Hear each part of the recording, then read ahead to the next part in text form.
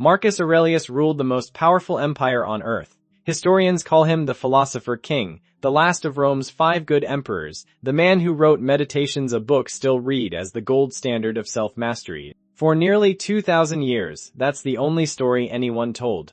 But there is a detail missing from that story. For the final 20 years of his reign, Marcus Aurelius couldn't function without a dose of opium every single day. Not occasionally, not in secret desperation, daily prescribed and recorded by his own physician. And he isn't alone. Strip away the crowns, the conquests, the marble statues, and you'll find the same pattern repeating across continents and centuries. A Roman king who tried to make himself immune to poison and became its prisoner instead. A French king who believed his own body was made of glass. A Chinese emperor who went to war over the very drug he was secretly using himself. Different empires, different centuries, different substances, but the same quiet question sits underneath every one of these reigns, when the most powerful men in the world couldn't put something down who was actually in charge. It starts with the man history trusted most. Marcus Aurelius took the throne in 161 AD at 40 years old, inheriting territory stretching from Britain to the Euphrates. He was, by every account, exactly what Rome needed: disciplined, thoughtful, obsessed with virtue. He was also in constant physical pain, chronic chest problems, stomach ulcers, insomnia that wouldn't break. His personal physician was Galen, the most respected medical mind in the ancient world, and Galen's solution was theriac, a compound of roughly 70 ingredients built around raw opium mixed with honey and wine. Every day, Marcus took a piece the size of a bean. It began during the Marcomannic Wars in 170 AD, on the brutal Danube frontier. At first he hated it, the drowsiness dulled him. He tried to stop, he couldn't sleep for days. His withdrawal was worse than the pain had ever been, so he told Galen to put the opium back. Galen wrote it down himself, plainly, without judgment. The emperor needed it now. Court observers started noticing something strange: Marcus, speaking in fragmented, disconnected phrases. Even his private writings shifted. Meditations is full of dream imagery, of help given through dreams, of describing the mind itself as delusion. Scholars have long noted these passages read exactly like the internal world of someone dependent on opium. He would campaign for 8 more years on that same daily regimen while commanding purges, executions, and one of Rome's longest wars. Marcus Aurelius at least came to his dependency by accident. Mithridates VI built his on purpose. He ruled the kingdom of Pontus from 120 to 63 BC, and for 60 years he was Rome's most feared enemy in the east. But his story starts earlier. At 11 years old, watching his own father die from poisoned wine, Mithridates made a decision that day: no one would ever kill him that way. So he started eating poison. Small, deliberate doses of arsenic, hemlock, snake venom, aconite, every toxin the ancient world knew, every single morning, for 50 years straight. To survive the process, he invented his own antidote, a 60-ingredient compound built on a heavy base of opium dissolved in honey. He took the poison and the cure together, day after day, until his body could no longer function without either. The result wasn't invincibility, it was dependency, paranoia, and violence. He massacred 80,000 Roman citizens in a single day.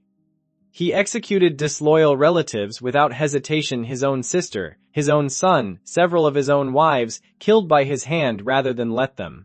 When his empire finally collapsed and his own son turned against him, Mithridates reached for the one exit he thought he'd always have. He swallowed poison to end his life. Nothing happened. 50 years of careful immunity had worked exactly as planned, and now it was the one thing standing between him and death. He begged a soldier in his own bodyguard to finish what the poison couldn't.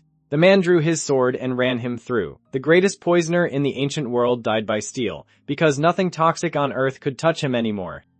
But his story didn't end there. His recipe did what he couldn't. Pompey carried the formula back to Rome as a war trophy. Physicians kept refining it for the next several centuries, adapting it for one emperor after another. That opium-based antidote Mithridates, built out of childhood fear, eventually found its way into the medical toolkit used on Marcus Aurelius himself. Generations later, 2 rulers, 2 empires, one substance quietly passed between them like an inheritance nobody asked for. By the time it reached medieval Europe, the drug had changed forms in courts but not its grip. In France, one king would take doses of it not for pain and not for poison-proofing, but because his own mind had begun to unravel in public, in front of his own soldiers. Charles VI was crowned at 11 years old, and for over a decade he ruled well, sharp, capable, in full command of a kingdom, still recovering from the Black Death. Nothing about his first 12 years suggested what was coming. Then, in August 1392, riding through a forest near Le Mans with his army, a stranger grabbed his horse's bridle. Charles drew his sword in panic and killed 4 of his own knights before his bodyguard could wrestle him down. He had mistaken them for enemies. It was the beginning of a 45-year unraveling that historians have always simply called madness. His physicians responded the way medieval medicine always responded to a mind in crisis with opium. They dosed him with electuaries, crushed poppy mixed into wine given whenever his agitation spiked. Over the following decades, the pattern repeated, catatonic stretches followed by violent breaks. He came to believe his body was made of glass and had iron rods sewn into his clothing so he wouldn't shatter. He stopped recognizing his own wife and children. The medication that was meant to steady him instead defined 30 years of a reign in freefall, while England, sensing the opening, prepared to invade. By the time France's crisis reached its worst, opium had crossed from medicine cabinets into full addiction, and centuries later, in Qing China, it would bring down not just a king's stability but an empire's standing in the world. Daoguang became emperor in 1820, inheriting 400 million subjects and one of the wealthiest trade networks on earth. He also inherited a crisis. For 50 years, the British East India Company had been smuggling Bengali opium into China, and by the late 1832s, millions of Chinese citizens were addicted. Court records make clear Daoguang was one of them, a user since before his own coronation, supplied quietly by his personal staff inside the Forbidden City. That's the detail that turns this into more than another tragedy. The same emperor who would soon order a nationwide crackdown, who appointed Commissioner Lin Zexu to seize and destroy 20,000 chests of British opium, had spent years using the drug himself. Britain didn't accept the destruction of its opium quietly. The First Opium War followed, and the Royal Navy dismantled every fleet China sent against it. The 1842 Treaty of Nanjing forced China to surrender Hong Kong and legalize the very trade Daoguang had tried to burn out of his empire. He had gone to war against a habit he couldn't defeat in himself, and lost both wars. 4 rulers, 4 empires, 4 different centuries, 4 different courts, 4 different diagnoses, and one substance running quietly underneath all of it.